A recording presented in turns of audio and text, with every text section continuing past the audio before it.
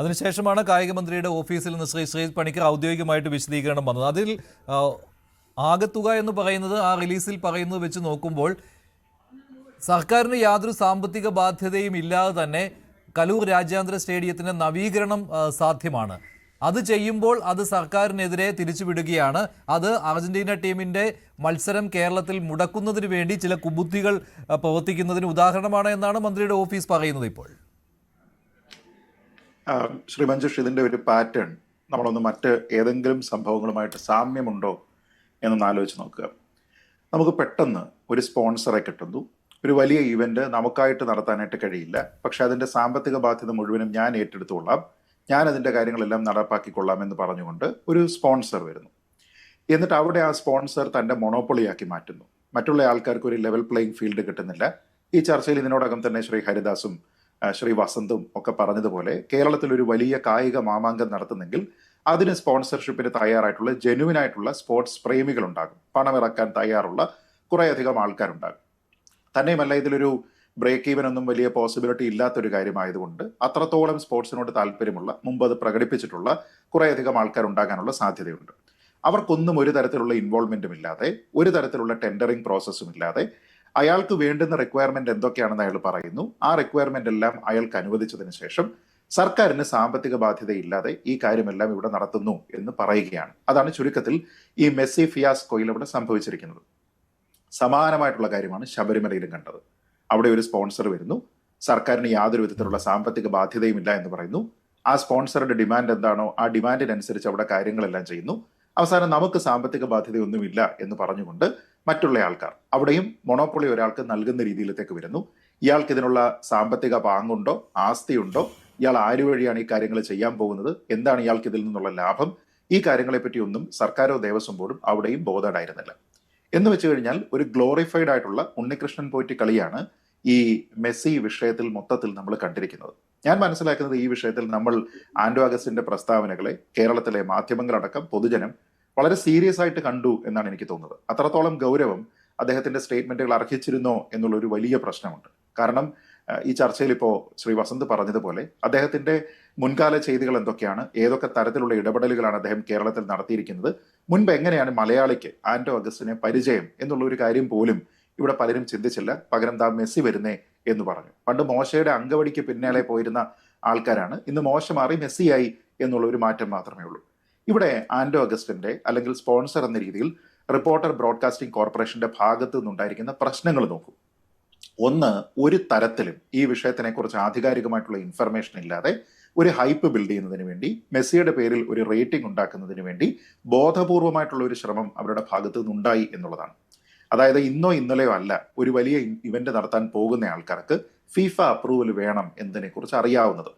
FIFA സ്റ്റാൻഡേർഡിലുള്ള stadium ഉണ്ടായിരിക്കണം. നമുക്കുള്ള stadium തിരുവനന്തപുരത്താണെങ്കിലും കൊച്ചിയിലാണെങ്കിലും അതിന്റെ കണ്ടീഷൻ എന്താണ്, ഫിഫ അപ്രൂവൽ കിട്ടുന്നതിന് വേണ്ടി എന്തൊക്കെ സൗകര്യങ്ങൾ ഉണ്ടാകണം, എത്ര സമയം ഈ പ്രോസസ്സ് ഫോളോ ചെയ്യുന്നതിന് വേണ്ടിയിട്ട് എടുക്കും, ഈ കാര്യങ്ങളെക്കുറിച്ച് അറിയാത്തയാളാണ് ആന്റോ അഗസ്റ്റിൻ എന്ന് ഞാൻ കരുതുന്നില്ല.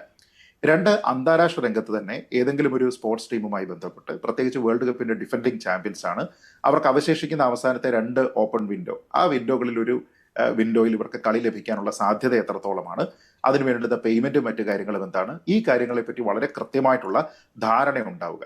അപ്പോൾ ഒരു തരത്തിലുള്ള ക്ലാരിറ്റിയും AFAയുടെ ഭാഗത്ത് നിന്ന്, അർജന്റൈൻ ഫുട്ബോൾ അസോസിയേഷന്റെ ഭാഗത്ത് നിന്ന് ഉണ്ടാകാതിരിക്കുന്നു, മെസ്സിയുടെ ഭാഗത്ത് നിന്ന് ഉണ്ടാകാതിരിക്കുന്നു. മറിച്ച് ഇങ്ങനെ ഒരു കാര്യം നടക്കും എന്ന രീതിയിലത്തേക്കുള്ള ഒരു സ്റ്റേറ്റ്മെന്റ് ആദ്യം വന്നതിന്റെ പേരിൽ മറ്റുള്ള ഗൈഡ് ലൈനുകളെ എല്ലാം കാറ്റിൽ പറത്തിക്കൊണ്ട് അദ്ദേഹം ഇവിടെ വരുന്നു, ഇവിടെ ആ ടീം കളിക്കുന്നു എന്ന് പറഞ്ഞുകൊണ്ട് ഒരു ഹൈപ്പ് ബിൽഡ് ചെയ്യാൻ നോക്കൂ. ഇതിലൊരു വലിയ പ്രധാനപ്പെട്ട കാര്യം നമ്മൾ ഒരുപക്ഷെ ചർച്ച ചെയ്യാതെ പോകുന്നുണ്ട്. ഈ ടീമിലെ മെസ്സിക്ക് പുറമെ മറ്റാരൊക്കെ വരും എന്നതുമായി ബന്ധപ്പെട്ട ചില പ്രഖ്യാപനങ്ങളും റിപ്പോർട്ടർ TV നടത്തിയിട്ടുണ്ട്. അതേപോലെ തന്നെ നമ്മുടെ നാട്ടിലെ കായിക മന്ത്രി സത്യത്തിൽ ആന്റോ അഗസ്റ്റിനാണോ വി അബ്ദുറഹ്മാൻ ആണോ എന്ന് എനിക്കറിയില്ല. എങ്കിലും ശ്രീ നിലവിലെ സാഹചര്യത്തിൽ ആന്റോ അഗസ്റ്റിനാണ്. കാരണം വി അബ്ദുറഹ്മാൻ ഇക്കാര്യത്തിൽ മിണ്ടുന്നില്ല. അബ്ദുറഹ്മാന് വേണ്ടി മിണ്ടുന്നത് മുഴുവൻ ആന്റോയാണ്. പിന്നെ എന്തെങ്കിലും ബാക്കിയുണ്ടെങ്കിൽ അബ്ദുറഹ്മാൻ കഴിഞ്ഞ ദിവസം പറഞ്ഞിരുന്നു, പക്ഷെ അദ്ദേഹത്തിന് അത് പറഞ്ഞു പൂർത്തിയാക്കുവാൻ കഴിഞ്ഞില്ല. അദ്ദേഹം ഇങ്ങോട്ട് ക്ഷുഭിതനാവുകയായിരുന്നു. ഇന്നും അതേ രീതിയിൽ തന്നെ അദ്ദേഹം ക്ഷുഭിതനായി പോവുകയാണ് ഉണ്ടായത്. എന്നിട്ട് ഇപ്പോൾ റിലീസും ഇറക്കിയിട്ടുണ്ട്. പക്ഷെ അതിലൊന്നും ഒരു വ്യക്തത വരുന്നില്ല. ഈ കരാറുണ്ട്, സർക്കാരിന് പണമൊന്നും നഷ്ടമായിട്ടില്ല എന്നൊക്കെ പറയുമ്പോൾ ഇത് താങ്കൾ പറഞ്ഞ പോലെ പലതവണ കേട്ടിട്ടുള്ളതാണ്. സർക്കാരിന് നഷ്ടമുണ്ടാകുന്നില്ല എന്ന് വീമ്പടിക്കുന്ന സമയത്താണ് സർക്കാരിന്റെ ആസ്തികൾ വല്ലവരും കൊണ്ടുപോകുന്നത്. മഞ്ജുഷ്, ഇപ്പൊ ഞാൻ പറയുന്ന പ്രധാനപ്പെട്ട പ്രശ്നം ഇതിന്റെ ഒരു ഹൈപ്പ് ബിൽഡ് ചെയ്യുന്നതിന് വേണ്ടി മെസ്സി മാത്രം വരുന്നു എന്നാണ് അവർ പറഞ്ഞത്. പ്രധാനപ്പെട്ട മറ്റ് 4-5 കളിക്കാർ വരുന്നു എന്ന് പറഞ്ഞു. എന്നിട്ട് ഇവർ പോസ്റ്റർ ഇറക്കിന്നേ. അതായത് ആ ടീമിൽ ആരൊക്കെയാണ് ഈ ടീമിൽ ഇവിടെ വരിക തുടങ്ങിയ കാര്യങ്ങളുമായി ബന്ധപ്പെട്ട് ടീം സെലക്ഷൻ തീരുമാനിക്കേണ്ടത് പൂർണ്ണമായിട്ടും AFA ആണ് എന്നിരിക്കെ ഇവിടെ അവരുടെ ഗോൾ കീപ്പർ എമിലിയാനോ മാർട്ടിനസ് വരുന്നു എന്നൊക്കെ പറഞ്ഞിട്ട് എമി എത്തും എന്നൊക്കെ പറഞ്ഞിട്ട് ഇവിടെ വലിയ ഹൈപ്പ് ബിൽഡ് ചെയ്യാണ്. ഇവരാണോ ടീം പ്രഖ്യാപിക്കുന്നത്? അപ്പൊ ഇവർക്ക് കൺട്രോൾ ഇല്ലാത്ത മേഖലകളിൽ കൂടി ഇവർ കൈ കടത്തിയിട്ട് ഞങ്ങളാണ് ഇതെല്ലാം തന്നെ മാനേജ് ചെയ്യുന്നത് എന്ന് പറഞ്ഞു. എന്നിട്ട് അവസാനം ഓരോ ഘട്ടത്തിലും ഇതിൽ പ്രതിസന്ധി നേരിടുന്ന സമയത്ത് ശ്രീ ആന്റോ അഗസ്റ്റിനോ റിപ്പോർട്ടർ ബ്രോഡ്കാസ്റ്റിംഗ് കോർപ്പറേഷനോ ഒരു തവണ പോലും അതിന്റെ അക്കൗണ്ടബിലിറ്റി ഏറ്റെടുക്കാനായിട്ട് തയ്യാറായില്ല. ആദ്യഘട്ടത്തിൽ കുറെ പ്രശ്നം ഉണ്ടായിരുന്ന സമയത്ത് ഇവർ ആരുടെ പുറത്താണ് കുറ്റം വെച്ചത്?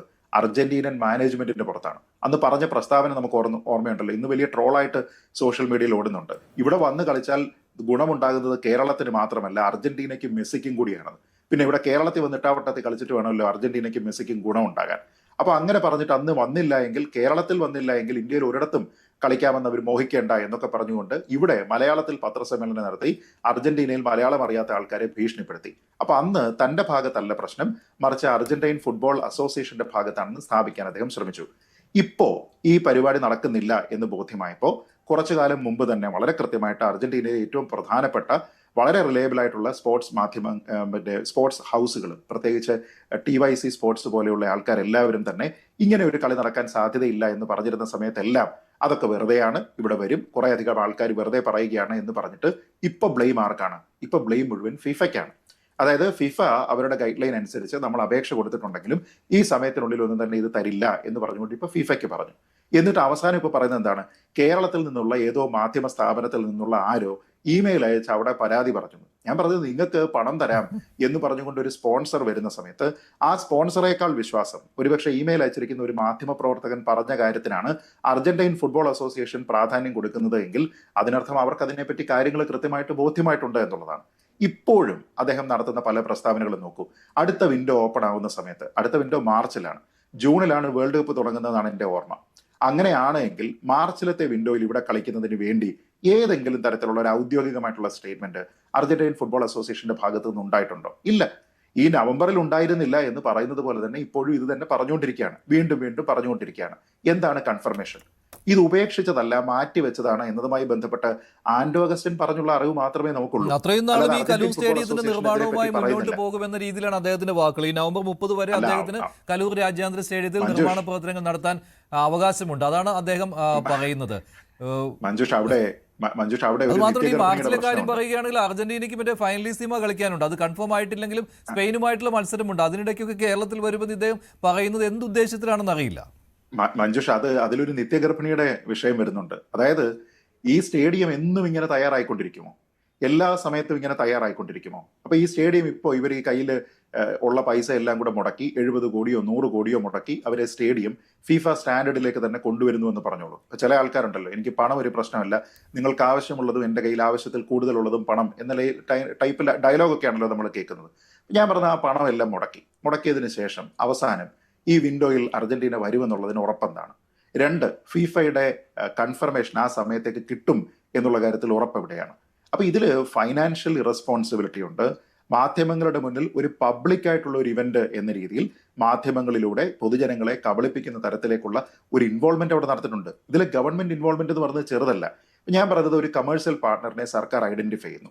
അങ്ങനെ ഐഡന്റിഫൈ ചെയ്തതിനു ശേഷം 130 കോടി രൂപയ്ക്ക് മുകളിൽ ചെലവുണ്ട് എന്ന് പറഞ്ഞുകൊണ്ട് അതിന് പോകുന്നു. 70 കോടി സെപ്പറേറ്റ് ആയിട്ട് GCDയുടെ സ്റ്റേഡിയത്തിന് വേണ്ടിയിട്ട് അതിന്റെ നവീകരണ പ്രവർത്തനങ്ങൾക്ക് മുടക്കുന്നു. ഞാൻ പറഞ്ഞത് ഒരു കോൺട്രാക്റ്റിൽ ഏർപ്പെട്ടിട്ടുണ്ട് എങ്കിൽ അത് വെറും ഒരു ധാരണയല്ല, കോൺട്രാക്റ്റ് ആണ് എന്നുണ്ടെങ്കിൽ ആ കോൺട്രാക്റ്റിൽ ഈ സ്പോൺസർക്ക് തന്നെ സാമ്പത്തിക നഷ്ടം ഉണ്ടാകുന്ന രീതിയിലത്തേക്ക് കേരള സർക്കാരിന്റെ കൂടി ഇൻവോൾവ്മെന്റിൽ തയ്യാറാക്കുന്ന ഒരു കോൺട്രാക്റ്റിൽ നിന്ന് ഏകപക്ഷീയമായിട്ട് AFA പിന്മാറിയാൽ, അല്ലെങ്കിൽ ഫിഫയുടെ ചട്ടങ്ങൾക്കനുസരിച്ച് പറ്റില്ല എന്ന് പറഞ്ഞു കഴിഞ്ഞാൽ അതിൽ സർക്കാരിന്റെ ഒരു ഉത്തരവാദിത്തമില്ലേ? ഇവിടെ മന്ത്രിയല്ലേ ആൾക്കാരോട് പോയി പറഞ്ഞത് മെസ്സി വരും കേട്ടോ എന്നൊക്കെ പറഞ്ഞത്? അപ്പൊ സർക്കാരിന്റെ ഒരു ഉത്തരവാദിത്തമില്ലേ? അപ്പൊ സർക്കാർ എന്ത് ചെയ്യും? AFAക്കെതിരെ നിയമ നടപടിക്ക് പോകുമോ? ഫിഫയ്ക്കെതിരെ നിയമ നടപടിക്ക് പോകുമോ? ഇത് ഞങ്ങളോട് ആദ്യം പറഞ്ഞില്ലല്ലോ ചേട്ടാ എന്ന് പറയുമോ? അതോ സർക്കാരിനെ ഇട്ട് തട്ടിക്കളിച്ചിരിക്കുന്ന ഈ സ്പോൺസർക്കെതിരെ പോകുമോ? ഒന്നുമില്ല. ഇതൊന്നും നമ്മൾ കാണുന്നില്ല. പകരം എന്താ ചെയ്യുന്നത്? ഏറ്റവും മോശമായ ഭാഷയിൽ, ഒരുപക്ഷെ കേരളത്തിൽ സുരേഷ് ഗോപിയാണ് അത് പറഞ്ഞിരുന്നത് എങ്കിൽ അത് വലിയ വിവാദമാകുന്ന, നിങ്ങളോട് മറ്റേ ഭാഷയാണ് വേണം എന്ന് അബ്ദുറഹ്മാൻ പറഞ്ഞതുകൊണ്ട് മാത്രം അത്രത്തോളം വിവാദമാകാത്ത ഏറ്റവും മോശമായിട്ടുള്ള ഭാഷ ഉപയോഗിച്ചുകൊണ്ട് അദ്ദേഹം സംസാരിക്കുകയാണ്. അദ്ദേഹത്തിന് എന്താ ഇത്ര കൊള്ളുന്നത്? ഞാൻ പറഞ്ഞ റിപ്പോർട്ടർക്കാണ് ഈ ഇന്നും അദ്ദേഹത്തിന് പ്രശ്നമെങ്കിൽ പൊള്ളി. ഇന്നും എന്തിനാണ് ഈ അദ്ദേഹം ഒരു മന്ത്രിക്ക് ഇത്ര മാധ്യമപ്രവർത്തകന്റെ ചെവിയിൽ കാര്യം പറയുന്നത് കേട്ടു. ഈ ചെവിയിൽ കാര്യം പറയുന്ന അത്ര നല്ല കാര്യമായിരിക്കില്ലല്ലോ അദ്ദേഹം പറയുന്നത്. അദ്ദേഹം ഈ മറ്റേ ഭാഷ തന്നെയുമല്ല ഉപയോഗിക്കുന്നതിൽ മഞ്ജുഷ്, ഇത് വിദഗ്ധനാണെന്ന് നീ അദ്ദേഹം എന്നൊക്കെയാണ് സ്വയം തന്നെ വിളിക്കുന്നത്. അവകാശപ്പെടുന്ന ഒരാളാണ് നമ്മുടെ സ്പോർട്സ് മന്ത്രി. നീ എന്നൊക്കെയാ വിളിക്കുക. കഴിഞ്ഞ ദിവസം ആൾക്കാരോട് ആദ്യം എന്നോട് എന്ന് പറഞ്ഞു, പിന്നീട് നീ നീ നീ എന്നൊക്കെയാ പറയുക. ഇദ്ദേഹം ആരാ? രാജാവ്, കൊച്ചി തമ്പുരാനാണോ? ഞാൻ പറഞ്ഞത് ആ കാലമൊക്കെ കഴിഞ്ഞു പോയില്ലേ? നിങ്ങൾ ജനങ്ങൾ വോട്ട് ചെയ്ത് ജയിപ്പിച്ചിരിക്കുന്ന നിങ്ങളുടെ പാർട്ടി ഒരു ഈർക്കിലി പാർട്ടി ആണെങ്കിലും അതിന്റെ അവിടെ നിങ്ങളെ കൂടെ അക്കോമഡേറ്റ് ചെയ്യണം എന്നതിന്റെ അടിസ്ഥാനത്തിൽ ഒരു വകുപ്പ് കിട്ടിയിരിക്കുന്ന, നിങ്ങൾ മുമ്പ് തന്നെ ഈ സ്പോർട്സ് മന്ത്രാലയം കൈകാര്യം ചെയ്യാൻ യോഗ്യനല്ല എന്ന് തെളിയിച്ചിരിക്കുന്ന ആ ഒരു വകുപ്പിൽ കയറിയിരിക്കുന്ന ഒരാൾ മാത്രമാണ്. ഇവിടെ കാര്യവട്ടം ഗ്രീൻഫീൽഡ് സ്റ്റേഡിയത്തിൽ കളി വന്നിരുന്ന സമയത്ത് അതിന് പിന്നെ ടാക്സും മറ്റു കാര്യങ്ങളും ടിക്കറ്റ് റേറ്റും ഒക്കെ വെച്ചതിന് ശേഷം ഇവിടെ അന്ന് പറഞ്ഞത് എന്താ, പൈസ ഉള്ള പോയി കണ്ടാൽ മതി എന്ന് പറഞ്ഞ ആളാണ് ഈ മന്ത്രി. അപ്പൊ അങ്ങനെയുള്ള മന്ത്രിയാണ് നിരന്തരമായിട്ട് നിരുത്തരവാദപരമായിട്ടുള്ള സ്റ്റേറ്റ്മെന്റുകൾ നടത്തുകയും ജനങ്ങൾക്ക് വേണ്ടി ആ ചോദ്യങ്ങൾ ഉന്നയിക്കുന്ന മാധ്യമ പ്രവർത്തകരെ ഈ രീതിയിലേക്ക് കൈകാര്യം ചെയ്യുകയും ചെയ്യുന്നത്. എത്ര മര്യാദയാണോ ഈ വിഷയത്തിൽ ഈ സ്പോൺസർ കാണിച്ചിരിക്കുന്നത്, അതിനേക്കാൾ നാണം കെട്ട തരത്തിലുള്ള പെരുമാറ്റമാണ് മന്ത്രിയുടെ കാര്യത്തിൽ നിന്ന് ഉണ്ടായിരിക്കുന്നത് എന്നുള്ളതാണ്. ഒരുപക്ഷെ ഫുട്ബോൾ എന്ന് പറയുന്നത് കേരളത്തിൽ ഏറ്റവും കൂടുതൽ ആൾക്കാർക്ക് താല്പര്യമുള്ള ഒരു സ്പോർട്ടാണ്. എന്തുകൊണ്ടാണ് മെസ്സിയോട് ഇത്രയും താല്പര്യം ഉണ്ടാകുന്നത്?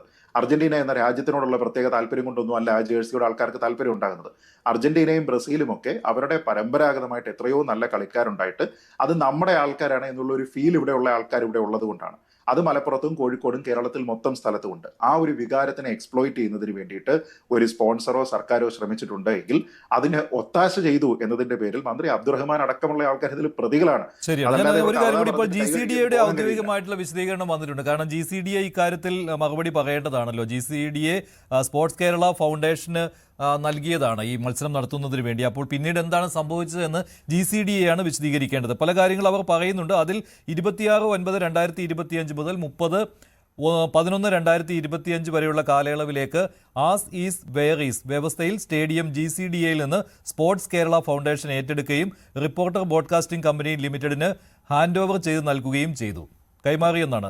താഴെ പറയുന്ന പ്രവൃത്തികൾ തുടങ്ങുകയും ചെയ്തു. ടർഫിന്റെ നവീകരണം, സ്റ്റേഡിയത്തിലുള്ള നിലവിലെ സീറ്റുകൾ, സ്റ്റേഡിയത്തിലെ പ്രവേശന കവാടത്തിന്റെ നിർമ്മാണം, പാർക്കിംഗ് ഗ്രൗണ്ടുകളുടെ പുനരുദ്ധാരണം, ചുറ്റുമതിലുകളുടെ നിർമ്മാണം, സ്റ്റേഡിയത്തിന്റെ അകത്തുള്ള ടോയ്ലറ്റുകൾ, fall ceiling, VIP entry, players room ഇവയുടെ നവീകരണം, ഫ്ലഡ് ലൈറ്റുകളിലെ MH ലൈറ്റ് മാറ്റി LED ആക്കുക, ലിഫ്റ്റുകൾക്ക് AMC ഏർപ്പെടുത്തുക, അങ്ങനെ കുറേയേറെ.